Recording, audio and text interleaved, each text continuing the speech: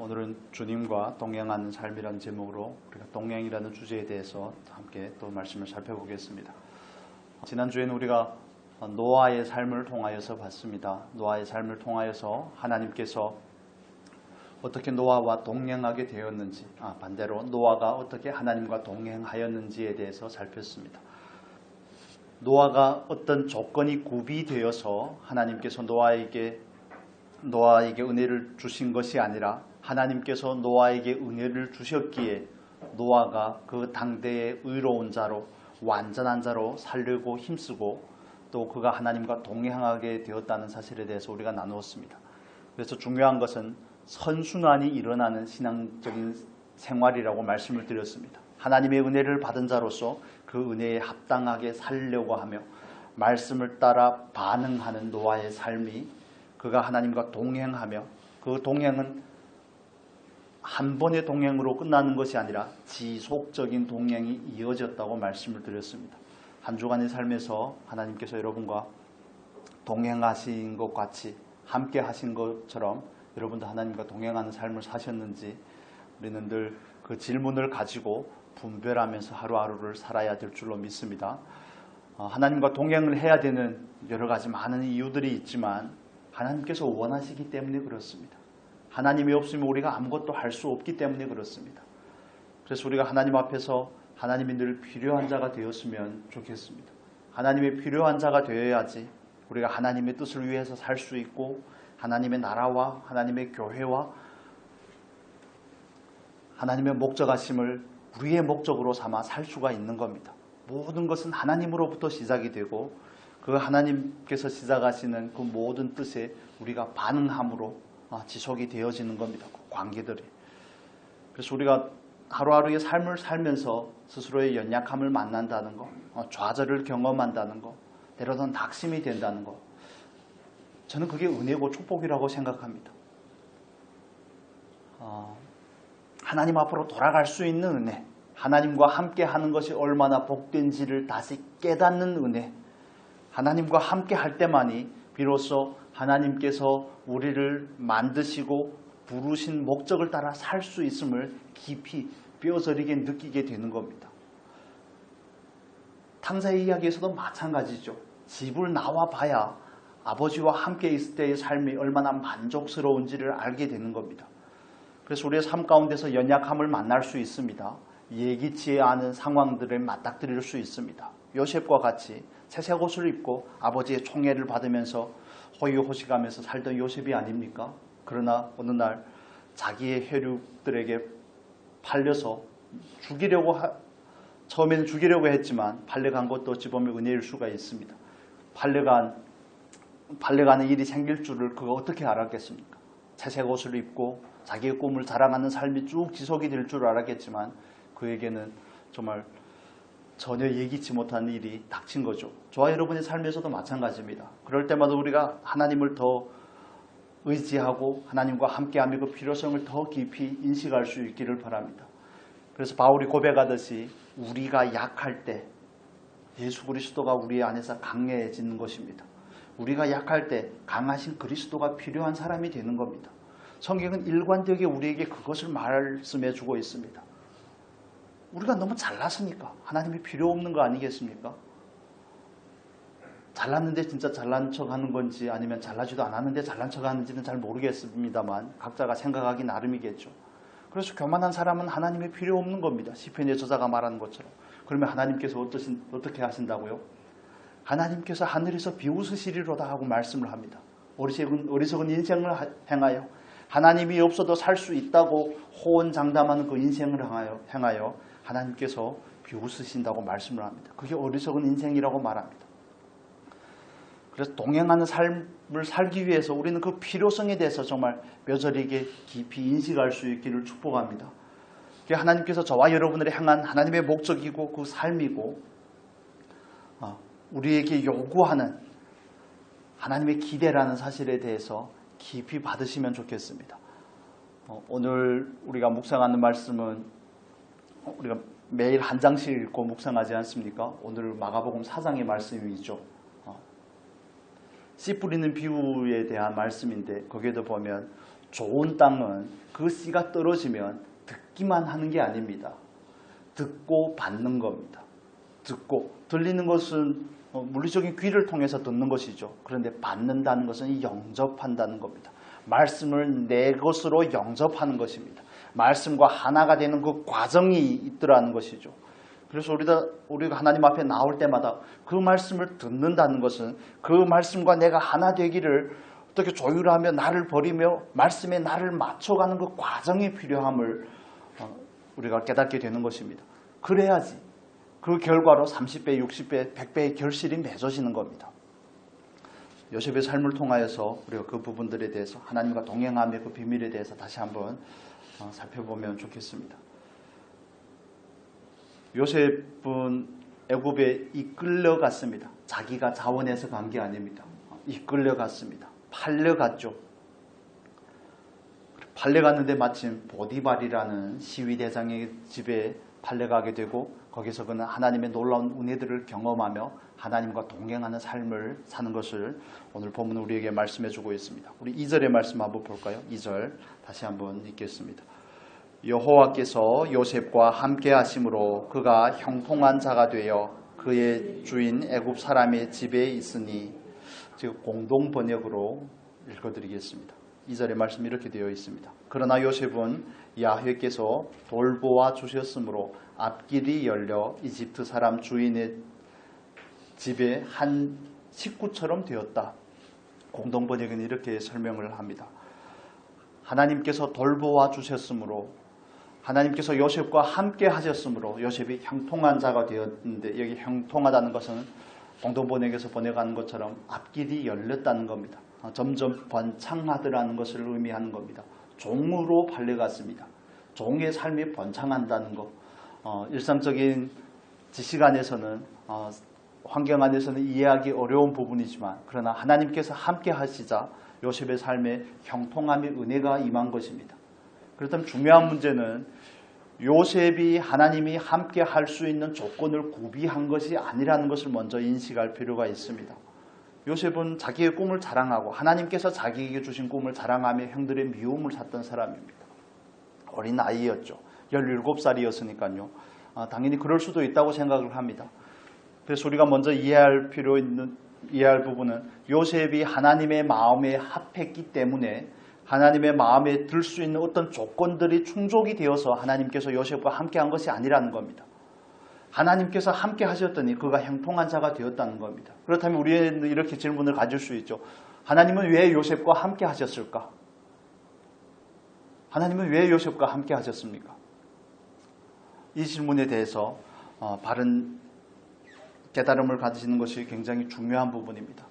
하나님께서 요셉과 함께 하시고, 공동 번역에서 말하는 것처럼 하나님께서 요셉을 돌보아 주신 이유가 어디에 있습니까?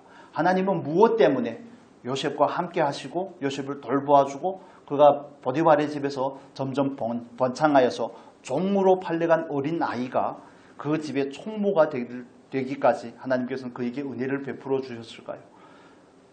다시 말해서 하나님께서는 왜 저와 여러분과 함께 하실까요? 또 우리에게 왜 하나님과 함께 하시기를 원하실까요? 하나님께서 우리와 함께 하시는 것은 하나님의 목적하심 때문에 그렇습니다. 하나님의 뜻이 먼저 있더라는 겁니다. 하나님의 뜻을 먼저 세우시고 그 뜻을 이루어 가기 위해서 창세기에 나오는 그 족장들을 선택하신 겁니다. 갈대아 우리에 살던 아브라함을 부르셨고요. 그리고 또 아브라함에게 약속을 주시고, 아브라함 한 사람을 불렀지만 아브라함을 통하여서 하나님의 백성인 이스라엘을 얻고자 하는 것입니다. 그 이스라엘을 통하여서 이 세상에 하나님은 어떤 하나님이신지 하나님을 알리고 선포하시기를 원하시는 것이 하나님의 뜻이죠. 그래서 구약 때에는 이스라엘이라는 이 선택한 하나님의 백성을 통하여서 하나님의 살아계심과 하나님의 그 존재를 만방의 열국에 알리기를 원하셨다면, 이제는 이 아브라함의 후손인 예수 그리스도를 통하여서 저와 여러분을 부르시고 저와 여러분을 통하여서 그 복음이 땅끝까지 전파되기를 원하시는 하나님의 목적하심이 있기 때문에 그렇습니다. 자주 인용하는 말씀이지만 아담과 하와가 타락하고 나서 하나님께서는 이 사람들을, 이 모든 죄에 빠진 이 사람들을 구원하기로 작정하셨습니다. 그래서 아담과 하와에게 가죽옷을 지어 입히죠. 그거는 일시적인 은혜이기도 하지만 상징적인 것입니다. 여자의 후손을 통하여 구원하시고자 하는 그 거룩한 경륜이라고 말하죠. 우리가 거룩한 하나님의 뜻 가운데서 모든 일이 진행이 되어지는 겁니다. 하나님은 여자의 후손인 예수 그리스도를 보내서 죄와 사망 가운데 죽어있던 모든 사람들을 살리시고 하나님과 함께 하나님 안에서 하나님께서 주시는 모든 에덴의 삶을 회복하기를 원하시는 것이 아버지의 목적하심입니다. 그래서 그 궁극적인 목적을 이루기 위하여 하나님은 노아를 통해서 죄악이 관영된 세상을 심판하실 뿐만 아니라 그 과정에서 그 가정을 구별하고 새롭게 시작하게 하시고 또 그들이 바벨탑을 세우며 하나님을 반역할 때 하나님께서는 셈의 후손인 아브라함을 부르셔서 아브라함을 통하여서 하나님의 백성의 역사를 써가고자 하는 겁니다. 예수 그리스도를 통해서 열방을 구원하고자 하는 하나님의 뜻이 아브라함을 통해서 이루어져 가고 있는 것입니다. 이해가 되십니까? 구속사라는 이 틀 안에서 우리가 요셉의 문제를 다뤄야 된다는 겁니다. 하나님은 왜 요셉과 함께 하셨습니까?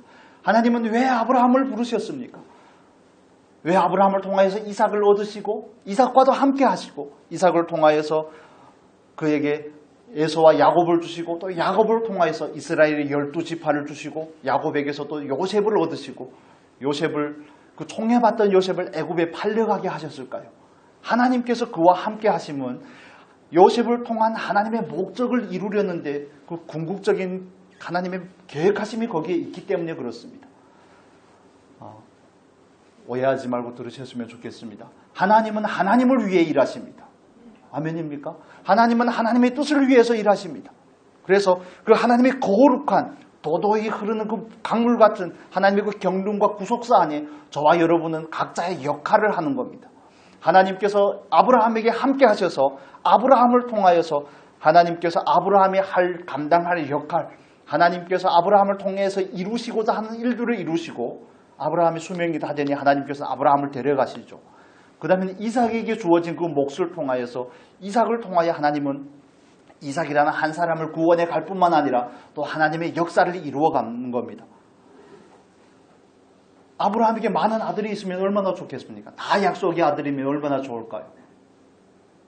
저 예수 믿고 나서 알았는데 저희 증조 할아버지 때까지 증조 할아버지 그 대에 와서야 아들들이 여러 명이 태어났다고 그러더라고요. 그 전에는 고조 할아버지라고 그럽니까? 고조 할아버지까지는 5대가 외동아들이었답니다. 빛을 못 볼 뻔했습니다. 간다. 자칫하면. 그래서 예수를 믿고 나서 이 세상에 왔다는 게 무거운 짐일 수도 있겠지만 예수를 믿고 나서 감사했던 부분이 그런 부분들입니다. 하나님께서는 왜 그 간당간당하게 명맥을 이어갔을까? 그때 그 시대는 그렇게 한 집에서 한 명씩 낳던 시대가 아닌데 왜 간당간당하게 그 명맥을 이어가서 나로 하여금 예수를 알게 하셨을까? 그렇다면 하나님께서 나를 불러서 저와 여러분도 마찬가지입니다. 여러분을 통해서 이루시고자 하는 하나님의 뜻이 있지 않을까? 하나님의 그 뜻을 이루기 위해서 저와 여러분에게 찾아오신 겁니다. 그렇지 않습니까? 성령으로 찾아오셨습니다. 말씀으로 오늘도 찾아오고 계십니다. 그래서 우리와 함께 하셔서 우리도 그분과 함께 함으로 우리를 향한 하나님의 목적이 우리에게서 이루어지게끔 역사해 가고 있는 겁니다. 예수 그리스도께서 십자가에서 모든 하나님의 뜻을 다 이루셨습니다. 성취하셨습니다. 다 이루셨다. 이루어질 것이다가 아니라 다 이미 이룬 겁니다. 완료형이죠. 그렇지만 예수께서 가시면서 뭐라고 말씀하십니까? 내가 가면 또 다른 보혜사를 너희에게 보내사 너희와 함께 하시면 너희 속에 거하게 하시겠다고 말씀을 합니다. 왜요? 예수님께서 다 이루어 놓은 그 이름을 저와 여러분 안에서 완성시켜 가기 위해서 그런 것입니다. 성부 하나님도 아브라함과 함께 구약의 족장들과 함께 하시고 이스라엘 백성들과 함께 하셨듯이 성자 예수 그리스도 이 땅에 오셔서 자기 백성에게 친히 그 백성 가운데로 오신 것이 아닙니까? 백성 가운데로 오셨습니다. 성령님께서는 저와 여러분 안에 오셔서 우리를 향한 하나님의 목적을 우리에게서 이루어가고자 하는 것입니다. 그래서 우리가 짧은 본문이지만 하나님께서 요셉을 돌보심으로, 하나님께서 요셉과 함께 하심으로는 요셉을 통하여 이루고자 하는 하나님의 뜻이 먼저 우선되더라는 겁니다. 요셉이 잘되고 요셉이 형통하고 요셉이 총리가 되는 데 목적이 있는 게 아닙니다. 요셉을 향한 하나님의 목적이 있습니다. 그 목적을 위하여 하나님은 요셉과 함께 하시고 함께 하시기를 원하시며 지속적으로 그에게 은혜를 베푸시는 겁니다. 그렇다면 저와 여러분의 삶에서도 그렇지 않겠습니까? 바른 순서를 깨닫고 인식할 필요가 있는 겁니다. 하나님은 왜 오늘도 나에게 은혜를 베푸시고 우리와 함께 하실까요? 우리를 향한 하나님의 목적을 이루기 위해서 그렇습니다. 저와 여러분의 목적이 아니라 저와 여러분의 꿈과 계획과 나에게서 발현이 되고 나에게서 비롯된 그 무언가를 위해서 그것을 이루고 성취하기 위함이 아니라 하나님은 오늘도 저와 여러분을 향하여서 우리를 부르시고 우리를 통하여 하나님의 목적을 이루기를 원하신다는 사실을 여러분 믿으시기를 축복합니다. 아브라함에게는 아브라함을 향한 하나님의 목적이 있고 이삭에게는 야곱에게는 요셉에게는 하나님께서 그들을 각자를 향한 하나님의 목적이 있습니다. 그걸 위해서 하나님은 요셉이 애굽으로 내려갔을 때 하나님도 애굽으로 같이 내려간 거 아닙니까? 하나님도 요셉과 함께 보디발의 집에 거하는 거 아닙니까? 그 요셉을 돌보시는 거 아닙니까? 우리도 마찬가지더라는 겁니다. 하나님은 오늘도 저와 여러분의 삶 가운데서 하나님의 목적을 위해서 일하고 계십니다. 아멘입니까? 하나님의 목적을 우리가 깨닫고 그 목적에 마땅하게 반응하는 것이 그래서 중요한 부분인 것입니다. 예수를 믿는 것은 은혜로 얻어지는 일이지만 믿고 나서 어떻게 살 것인가? 나의 삶을 통하여서 하나님의 목적이 이루어지는 것이 가장 고상하고 저와 여러분이 추구해야 될 목적이라고 믿으시기를 축복합니다. 그걸 믿는가 아니면 하나님의 은혜를 받은 자로서 내 목적을, 내 계획을, 나의 꿈을 실현하고자 하는 것이 인생인가? 인생을 바라보는 가치관과 관점의 문제이죠. 여러분은 어떻게 바라보고 계십니까? 어떻게 이해하고 계십니까? 하나님께서 여러분을 향한 하나님의 목적하심이 있다는 사실을 믿으십니까? 하나님께서 저와 여러분을 향한 기대가 있다는 사실을 믿으십니까? 하나님을 위한 기대, 하나님의 나라와 하나님의 교회를 향한 기대가 있다는 사실을 믿으십니까? 우리는 그 하나님의 크신 계획을 믿고 거기에 부름을 받았다는 것에 감격을 하는 겁니다. 나 같은 것을 부르신 하나님, 부르심과 은사의 후회가 없으신 그 하나님의 부르심이 나에게 있다는 것, 여러분에게 있다는 것에 대해서 우리는 감사하며 그 부르심을 향한 반응으로서 요셉처럼 주어진 삶을 살고자 하는 겁니다. 거기에 동행함의 비밀이 있는 것이죠. 여러분, 하나님은 저와 여러분을 향해서 목적을 가지고 계십니다. 그 목적을 위해 오늘도 우리에게 은혜를 베푸시고 우리와 함께 하시기를 원하십니다. 우리와 함께 하시고 우리 안에 거하시는 그 진리의 성령은 오늘도 우리가 진리와 어긋난 삶, 진리는 곧 하나님의 뜻이 아닙니까?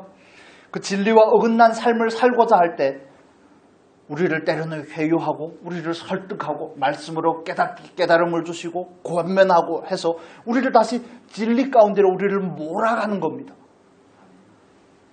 강권적이 아니라 우리를 설득함으로 우리가 스스로 하게끔 성령께서 그 일을 하고 계십니다. 그러나 우리가 그 아버지의 집을 떠난 탕자처럼 늘 어긋나려고 하면 탕자의 삶에서 주어지는 게 뭡니까? 허랑방탕입니다. 모든 삶이 허비가 됩니다. 주님 앞에 서는 그날에 우리는 그 아버지 앞에서 아무것도 내놓을 수 있는 사람이 될 수가 없습니다. 세상의 걱정과 염려와 이 세상을 향한 갈망을 따라서 살다 보면 하나님 앞에 섰을 때 나는 하나님을 위해서 무엇을 이루어 드렸는가?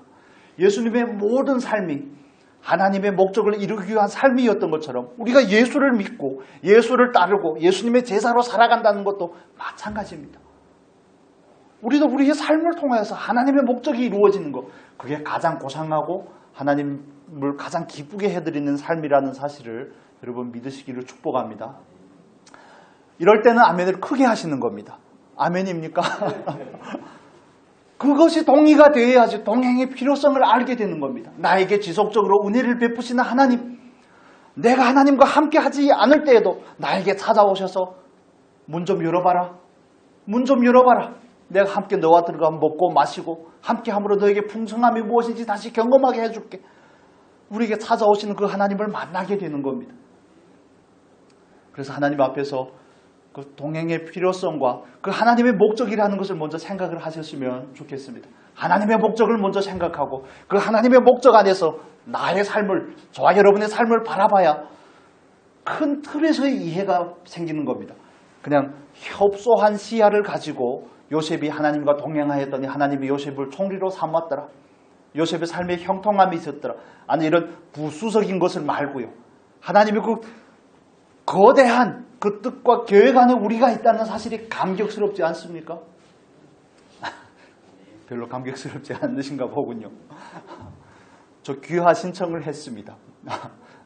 귀화 신청을 했는데 장로님에게는 말씀을 드렸지만 귀화 신청을 해서 2월 달에 가던 이번 달이죠. 면접을 봐야 됩니다. 면접에 떨어지지 않을 수 있도록 무척이나 감격이스럽습니다. 우리 조상들이 살던 곳으로 다시 돌아오다니 이제는 방황하지 않아도 되겠구나 하는 이런 그 마음의 감격이 있습니다. 그런데 그 하나님의 나라의 백성과 그 하나님의 자녀로서의 일원이 된다는 것 얼마나 감격스러운 일인지 모릅니다. 나 같은 인생에게 미천한 인생에게 찾아오셔서 지속적으로 은혜를 베푸시는 그 하나님, 늘 그 하나님의 풍성함으로 초대하시는 그 하나님, 자꾸 어긋나지 말고 나와 좀 함께 해보려. 그 안에 있는 그 풍성함을 누릴 수 있단다. 그렇지만 때로는 하나님을 적극적으로 외면하는 우리들이지만 하나님의 큰 뜻 안에서 그 감격을 누리셨으면 좋겠습니다. 그 감격 안에서 내 삶을 바라보면 삶이 다르게 보여질 겁니다.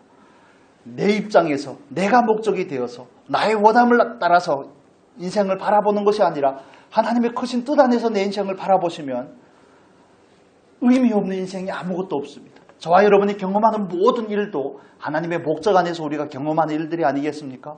요셉이 마치 애굽의 판례 같은 것처럼 우리가 당하는 고난과 하나님께서 우리를 사랑하심으로 저와 여러분에게 주시는 모든 징계들과 그런 것들이 다 감격의 요소들이 되는 겁니다.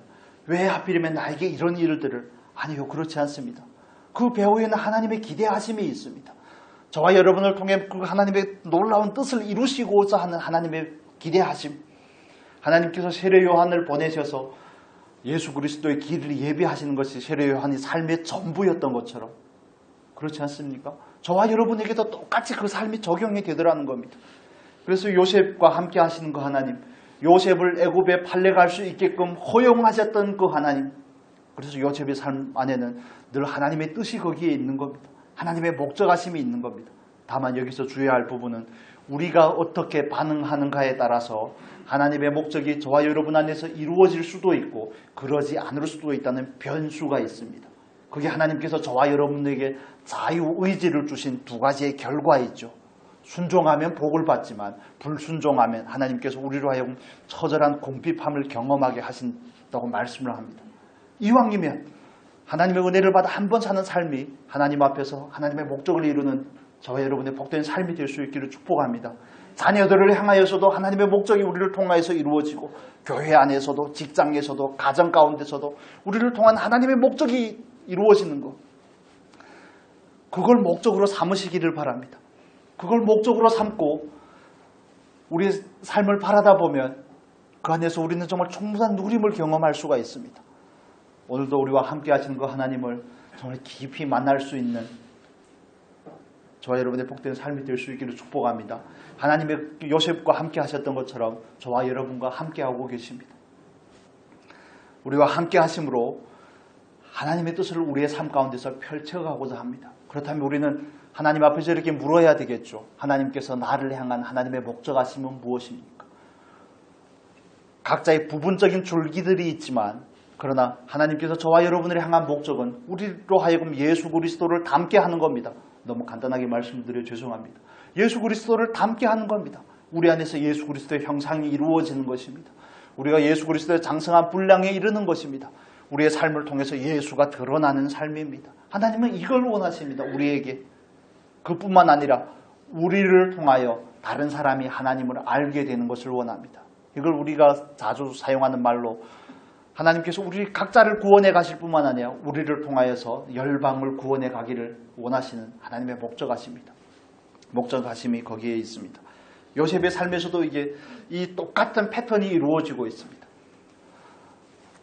호의호시 가던 아버지의 총애를 받던 요셉이 애굽으로 팔려가는 거, 하나님의 목적하심이 거기에 있기 때문에 그렇습니다. 애굽에 팔려가야지. 물론 하나님의 능력이 있으셔서 가나안 땅에서도 능히 그 일을 이루시지만, 그러나 요셉이 애굽으로 팔려간 데는 하나님께서 아브라함이 하셨던 그 약속에 있습니다. 창세기 15장에 나오는 약속이죠. 너의 후손들이 이방에서 객이 된다고 말씀을 하시죠. 몇 년 동안요? 400년 동안. 400년 동안 객이 되게 하심으로 그들이 풍요로운 애굽에 내려가서 고센이라는 곳에서 430년 동안 하나님께서 아브라함에게 하셨던 약속, 이삭에게 반복하시고 야곱에게 반복하셨던 그 약속이 요셉이 애굽에 팔려감으로 인해서 그 약속들이 요셉의 팔려감을 통해서 이루어지더라는 겁니다. 요셉의 입장에서 보기에는 얼마나 비참한 인생입니까? 가장 믿고 신뢰할 수 있는 가족들에게 배신을 당했다는 거, 이건 정말 치를 떨 일이죠. 정말 밤잠을 이루지 못했을 것입니다. 그렇지만 요셉의 삶에서는 왜 요셉이 하나님을 향해서 원망하고 불평하였더라? 밤잠을 이루지 못했더라? 그런 표현들이 한 번도 등장하지 않을까요? 보디발을 잘 구슬려서 좀 가나안에 가서 우리 가족들을 좀 정리를 해주셨으면 하는 그런 육신을 따르면 그런 야망들이 생기지 않겠습니까? 보디발을 잘 구슬리고 보디발이 또 바로를 잘 구슬려서 가나안 땅에 가서 다른 건 모르겠고 우리의 형들만 좀 정리를 해줬으면 하는, 그게 인생이 가지는 육체가 가지는 특징들이죠. 그런데 요셉의 삶에서는 그런 부분들을 전혀 찾아볼 수가 없습니다. 그건 방금도 거창하게 말씀을 드렸던 것처럼 요셉이 하나님의 목적이 무엇인지를 알고 있기 때문에 그렇습니다. 여러분, 하나님의 말씀은 족장시대에는 말씀이 기록이 되기 전까지는 파피루스라는 갈대의 기록이 되거든지 중국이나 한국에서는 죽간에 대나무로 된 그런 죽간의 기록이 된다든지 비석의 기록이 된다든지 이런 문자적인 기록의 형태로 이루어지기 전에는 다 구전되는 형태로 신앙이 전승되는 겁니다. 그렇다면 하나님께서 아브라함에게 하셨던 약속을 아브라함이 이삭에게 다시 얘기하지 않았을까요? 하나님께서 물론 직접적으로 이삭에게 또 약속을 반복하시지만, 그러나 또 하나님께서 이삭에게 했던 그 약속을 이삭이 자기 아들 에서와 야곱에게 그것을 전해주지 않았을까요? 야곱이 아버지가 그에게 전해준 약속을 알았기 때문에 그렇게 장자가 되고 싶었던 겁니다.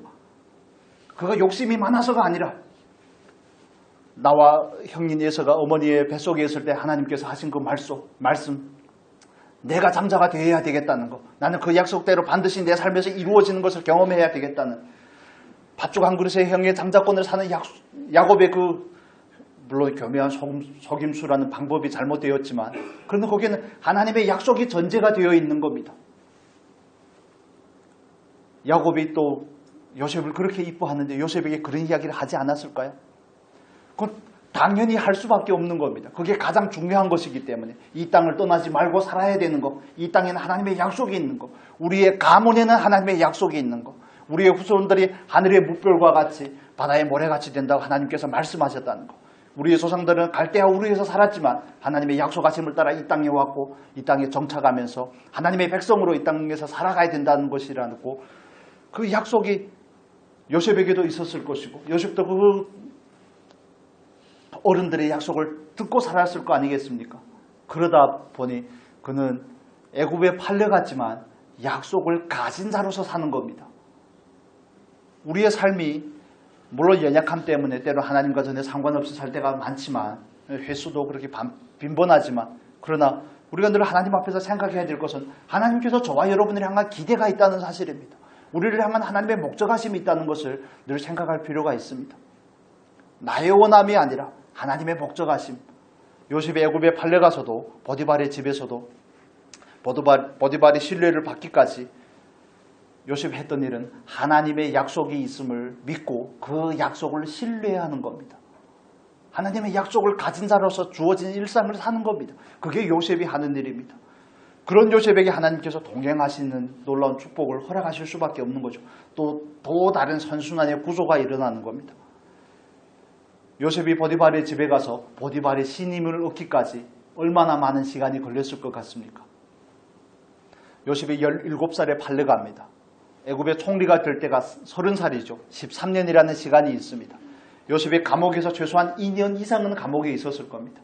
그렇다면 요셉이 내려가서 보디발의 신뢰를 얻기까지 그가 얼마만큼의 충성을 보였는지를 우리는 성경을 통해서 어느 정도 추측을 할 수가 있습니다. 최소한 10년이라는 시간을 보디발의 집에 있었는데 그가 보디발의 신뢰를 얻기까지는 최소한 10년 가까이의 시간이 필요하지 않았을까요? 우리 3절의 말씀 보겠습니다. 3절. 창세기 39장 3절 같이 읽겠습니다. 그의 주인이 여호와께서 그와 함께 하심을 보며 또 여호와께서 그의 범사에 형통하게 하심을 보았더라. 아멘. 주인이 여호와께서 그와 함께 하심을 보며 보디발이 하나님께서 요셉이 섬기는 그 하나님이 요셉과 함께 한다는 사실을 깨닫게 되기까지 여기서 말하는 보다는 이 표현, 보다는 것은 지속적으로 관찰했다는 뜻을 가지고 있습니다. 지속적으로 오래 지내다 보니까 요셉이 우리 집에 오고 나서부터 내가 요셉에게 모든 것을 위임하고 나서부터 우리의 가정이 돌아가는 것이 다르구나 하는 것을 그가 인지하기까지는 하루 이틀이라는 시간이 아니라는 겁니다. 요셉이 보디발에게 하루 이틀을 잘 보여서 그의 신임을 얻고 총리가 아니라 총무가 된 게 아니더라는 겁니다. 지속적인 충성함이 있었음을 우리가 알 수 있습니다. 하나님의 약속을 가진 요셉이 자기에게 주어진 삶에 대해서 불평하지 아니하고 주어진 일에 충성하였음을 알 수가 있습니다. 디모데전서 6장 보겠습니다. 디모데전서 6장 1절 말씀 2절까지 읽겠습니다. 디모데전서 6장 1절에서 2절 같이 읽겠습니다. 무릇 멍에 아래 있는 종들은 자기 상전들을 범사에 마땅히 공경할 자로 알지니 이는 하나님의 이름과 교훈으로 비방을 받지 않게 하려 함이라. 믿는 상전이 있는 자들은 그 상전을 형제라고 가볍게 여기지 말고 더 잘 섬기게 하라. 이는 유익을 받는 자들이 믿는 자요 사랑을 받는 자임이라. 너는 이것들을 가르치고 권하라. 아멘. 무릇 멍에 아래 있는 종들은 자기 상전을 범사에 마땅히 공경할 자로 알고, 물론 바울은 디모데에게 목회에 대한 권면으로서 이 말씀을 합니다. 초기 교회 당시에 있던 교회에는 주인이 있는가 하면 그 주인의 노예로서 같이 신앙생활을 하는 사람들이 있습니다. 그래서 주 안에서 형제라고 그렇게 만만하게 생각하지 말고 자기가 종이면 종의 자리에서 충성을 하라는 것을 권면하는 말씀이죠. 이 말씀에서 우리가 알 수 있는 것처럼 자기 상전들을 공경하지 않으면 보디발이 바로의 시위 대상입니다. 웬간한 눈치를 가지고 그 자리에 오를 수 있겠습니까? 웬간한 실력을 가지고. 누구는 사람을 척보면 안다던데 척보면 알지는 모르겠지만 수많은 세월 동안 관찰한 결과가 아니겠습니까? 지속적으로 요셉을 보며 그를 통해 나타나는 하나님의 역사를 그가 간접적으로 경험하였기 때문에 요셉에게 모든 것을 맡길 수 있었습니다. 그렇다면 요셉이 보디발이 그에게 맡긴 일에 종으로서 얼마나 충성을 했을까를 가히 미루어 짐작할 수가 있죠. 우리 베드로전서 뒤로 넘기셔서 베드로전서 2장의 말씀을 한번 보겠습니다. 2장 12절의 말씀, 베드로전서 2장 12절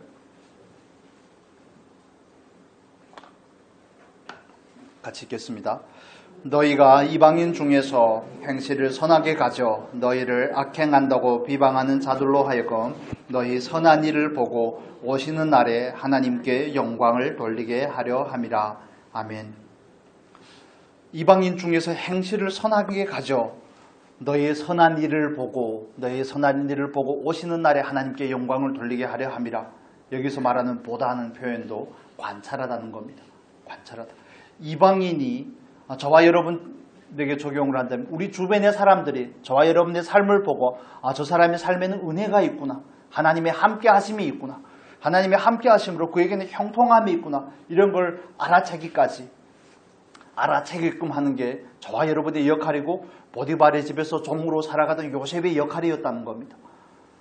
다른 사람이 알기까지 한다는 거 쉬운 일이 아닙니다.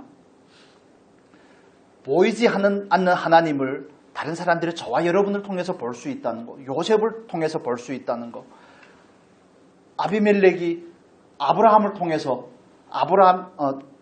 아브라함의 하나님을 경험한다는 거. 창세기는 이 패턴이 아브라함에게도 이삭에게도 야곱에게도 반복이 되어서 나타납니다. 이삭에게 찾아왔던 아비멜렉이 말하죠. 당신이 하는 것을 보니 하나님께서 당신과 함께하는 것이 분명함을 알겠다고. 라반이 야곱이 자기 집에서 종살이 하듯이 자기를 섬기는 것을 볼 때 뭐라고 말합니까? 하나님께서 너와 함께 하심으로 네가 온 다음부터 나의 집이 잘 된다는 거 아니겠습니까? 요셉이 보디발의 집에 있을 때 하나님께서 그와 함께 하심을 누가 눈치채는 겁니까? 보디발이 알게 되는 겁니다. 그럼 그가 어떤 마음의 자세를 가지고 어떻게 충성을 했는지를 알 수 있죠. 겉으로는 자기의 상전인, 자기의 주인인 보디발에게 충성하지만 그러나 그의 충성함은 그가 보디발의 아내를 대하는 태도에서도 알 수 있습니다. 어떻게 내가 이 죄를 범하 하나님께 득죄하리까 표현을 하죠. 아내를 범할 수 없는 첫 번째 이유는 보디발 때문이요. 또 한 이유는 하나님께 죄를 범할까라고 요셉이 말합니다. 충성되는 삶이 요셉이 하나님과 지속적으로 함께 할 수 있는 조건이라고 우리가 이해할 수 있습니다. 저와 여러분의 삶에도 이런 은혜가 있기를 축복합니다. 그래서 맡은 일에 충성을 하셔야 됩니다. 직장에서 어떤 일을 맡았든 교회에서 맡았든 가정이라는 관계 가운데서 맡았든 잘하고 잘못하고가 아닙니다. 자기가 할 수 있는 데까지 최선을 다하는 것. 이 육신의 본성은 대충 하는 겁니다. 그까이 거 대충 옛날에 장동민이라는 개그맨이 그랬죠. 그까이 거 대충. 그까이 거 대충 하나님의 나라에서는 그런 게 안 통합니다. 어떻게? 주어진 자리에서 하나님은 우리를 충성되이 여겨 우리에게 직분을 맡기시는데 우리가 하나님께서 우리에게 맡겨주신 그 직분들에 대해서 많은 신분들에 대해서 어떻게 소홀히 대할 수가 있겠습니까? 얼마나 완벽하라는 게 아닙니다. 최소한 충성되이 살고자 하는 그 마음가짐은 있어야 된다는 겁니다. 이해가 되십니까? 저도 충성된 편이 아니라서 이런 얘기하기가 굉장히 부담스럽지만 그러나 저와 여러분에게 공동으로 주어진 과제입니다. 아버지라면, 엄마로서 어떻게 하나님 앞에서 충성되게 살아갈까? 자녀라면 또 어떻게 하나님 앞에서 충성됨으로 이 가정을, 부모를 대할까? 이런 모든 문제들은 맞물려 있는 겁니다. 사람은 사회적인 존재죠. 그렇기 때문에 하나님께서는 저와 여러분에게 주어진 모든 일상에서의 충성을 요구하는 겁니다. 교회에서 하는 일만이 아닙니다. 가정이라는 하나님께서 만드신 가장 최소한이고 가장 중요한 그 공동체 안에서 어떻게 하나님께 충성하는 것일까? 그렇다면 그 충성의 의미를 어떻게 생각을 해야 됩니까? 아버지로서 하나님 앞에 충성한다는 것은 하나님께서 나에게 주신 아버지로서의 그 역할에 대해서 최선을 다하고자 하는 그런 마음가짐을 말하는 겁니다. 내 자녀를 노엽게 하지 말라. 물론 때론 노엽게 할 때도 있겠지만 노엽게 하며 회개하고 하나님 앞에 올바로 서고자 하라는 겁니다. 부모로서, 엄마로서도 마찬가지입니다. 이건 모든 상호적인 관계와 저와 여러분의 일상에서 이루어지는 일들입니다. 내가 이렇게 아내를 대하는 것이 하나님께 충성하는 것이 맞는가? 모든 것 다 맡은 자가 아닙니까? 저와 여러분은 다 맡은 자입니다. 너희에게 하나도 내가 주지 아니한 것이 어디에 있느냐고 고린도전서에서 말하는 것처럼 모든 걸 우리는 맡았습니다. 저는 여러분에게 충성하는지, 여러분에게 어떻게 충성을 해야 되는지, 여러분은 어떻게 대할 때 하나님께서 충성하는지를 고민을 해야 되고, 여러분은 저에게 상호적인 관계 안에서 일 가운데서 그걸 늘 생각을 하는 겁니다. 요셉이라고 충성하는 것이 그렇게 쉬웠겠습니까? 다니엘이라고 만국의 아픔을 가지고 포로된 자로서의 다니엘이 느부갓네살에게 충성하는 일이 그렇게 쉬웠겠습니까? 나라가 바뀌는데도 여전히 총리가 되어서 각 왕들을 섬기는 다니엘이 너희 같은 이방인들은 내가 절대 섬길 수가 없다 그러면 진작에 잘렸겠죠. 그렇지만 주어진 자리에서 하는 겁니다. 주어진 범위 안에서 자기에게 주어진 은사와 달란트만큼 하는 겁니다. 얼마나 완벽하게가 아니라 다른 사람과 비교가 아니라 주어진 자리에서. 그래서 중국어에서 그 한문에서 이거 충자, 충성이라는 거 중국에서 온 단어죠. 한자 말이잖아요. 그 충자는 목숨을 다 바치기까지라는 그런 의미로도 해석을 할 수가 있습니다. 마음의 중심을 다하여라는 그런 표현으로 이해할 수도 있습니다. 그래서 하나님은 우리에게 특별한 것을 요구하는 게 아닙니다.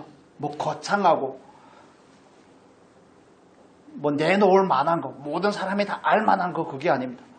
다른 사람을 그 지체를 대하는 태도 안에서 나에게는 충성이 있는 거, 하나님께서 말씀이 나에게 요구하는 바를 따라서 그를 대하고 있는 거, 충성이라는 것은 성령의 열매가 아닙니까? 성령의 열매라는 것은 성령의 인도하심을 따라 우리가 행하는 모든 일과 삶을 말하는 겁니다. 인간 관계를 말하는 겁니다. 더 넓은 의미에서 표현을 하면.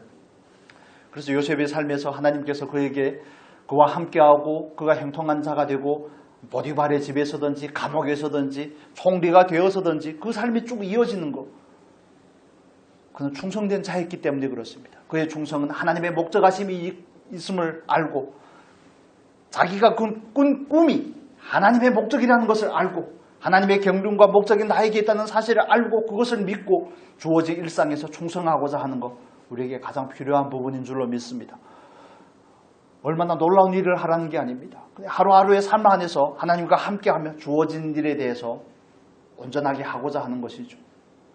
내가 이렇게 하는 것이 하나님의 뜻이 합한가를 늘 물어보면서 하는 겁니다. 창세기에 와서 다시 보겠습니다. 10절의 말씀 보겠습니다. 10절의 말씀 같이 읽겠습니다. 여인이 날마다 요셉에게 청하였으나 요셉이 듣지 아니하여 동침하지 아니할 뿐더러 함께 있지도 아니하니라. 아멘. 하나님을 인식하고 사는 것도 있지만 뭐라고요? 함께 있지도 아니하니라. 이게 요셉이 하나님을 향한 충성입니다. 자기의 주인인 보디발을 향한 충성입니다. 죄의 자리에 머무르려고 하지 않는 겁니다. 죄와는 멀어지려고 하는 겁니다. 요셉의 삶에서 하나님께서 요셉과 함께 하는 것은 하나님으로부터 시작이 된 겁니다. 하나님께서 요셉의 삶을 향한 하나님의 목적하심이 있기 때문에 그렇습니다. 저와 여러분을 향한 하나님의 목적하심이 있습니다. 그래서 우리가 하루하루에 주어진 삶 가운데서 우리의 생애라는 큰 틀 안에서 나에게 있는 하나님의 목적하심이 무엇인지를 늘 생각하고 믿고 관심을 가지고 분별하고자 해야 됩니다. 그리고 그 큰 하나님의 틀 안에서 큰 목적 안에서 나의 삶을 다시 바라보며 나의 삶 안에서 주어진 일상에서 하나님 앞에 충성하고자 해야 되는 겁니다. 그럴 때 하나님께서 함께하는 삶이 지속적으로 유지될 수가 있습니다. 때론 솔로몬과 같이 중도에 잃어버리는 경우들도 있습니다. 그렇지만 다윗과 같이 지속되는 경우들도 있습니다. 요셉과 같이 지속이 되는 경우들도 있습니다. 그건 저와 여러분이 어떻게 하는가에 따라서 다른 부분입니다. 하나님은 늘 그 자리에 그대로 계십니다. 늘 변치 않는 속성을 가지고 사랑과 공의로 저와 여러분과 함께하기를 원하십니다. 그렇지만 저와 여러분이 하나님에게 함께하면 가까이 가면 하나님으로부터 은혜를 받지만 멀어지면 그 함께하심의 축복을 누릴 수가 없는 것과 마찬가지입니다. 여름이 되면 왜 덥습니까? 해하고 거리가 가까워졌다는 거죠. 겨울이면 왜 춥습니까? 해가 남회기선을 가까이 갔기 때문에 그렇습니다. 그런 것과 자연적인 원리가 말해주는 것과 마찬가지입니다. 그래서 하나님께서 우리와 함께하게끔 하는 그런 삶을 유지하기 위해서 우리에게 필요한 것은 하나님의 목적하심을 믿고 하나님의 약속 안에서 주어진 일상 안에서 관계 안에서 일 안에서 충성하고자 하는 것입니다. 이렇게 하는 것이 하나님의 뜻이 맞는가? 다른 사람들이 다 예수를 믿지 않는 사람들이 가능하다고 생각하는 것에 대해서 우리는 아니라고 말하는 겁니다. 저희 신학교 다닐 때 저희 교수님이 그냥 그런 예를 자주 드셨는데 집을 건축을 하는데 그리스도인이 가져야 될 충성함이 그런 충성함에 대해서 예를 들면 그런 표현을 했습니다. 다른 사람들은 설교도를 따라서 집을 지을 때 철근을 8mm를 써야 되는데 5mm를 쓰는 게 뭐 다른 건축하는 사람들의 입장에서는 가능하고 당연한 것처럼 여겨진다고 할지라도 8mm를 쓰라고 그랬으면 8mm를 쓰는 게 그리스도인이 해야 될 일이라는 겁니다. 광주에서도 붕괴 사고가 났죠. 그런 일들이 왜 생길까요? 룰대로 하지 않아서 그런 겁니다. 여러 가지 이유가 있겠지만 그래서 우리의 삶 가운데서도 그런 부분들입니다. 작은 부분에서 지극히 작은 부분에서 관심을 가지고 살펴야 되는 겁니다. 눈에 띄지 않는 부분에서 지극히 작은 부분들에 있어서 나는 과연 충성을 하는가를 살펴야 되는 겁니다. 직장 생활을 하면서 어떤 혜택들이 주어질 때 뭐 당연지사로 뭐 몰래 뭘 가져간다든지 이런 일들이 믿지 않는 사람들에게서는 그게 당연한 일일지 모르지만 믿는 저와 여러분에게서는 그런 게 당연한 일이 아닌 겁니다. 뭐 관례, 우리는 관례를 따르는 것이 아니라 하나님의 말씀을 따르는 겁니다. 이런 작은 기준부터 하고자 하는 그런 마음의 자세들이 더 중요합니다. 한 주간의 삶 가운데도 하나님 앞에 주어진 삶에 충성하며 관계 안에서 충성하며 하나님과 함께하는 놀라운 축복이 있기를 예수님의 이름으로 축복합니다.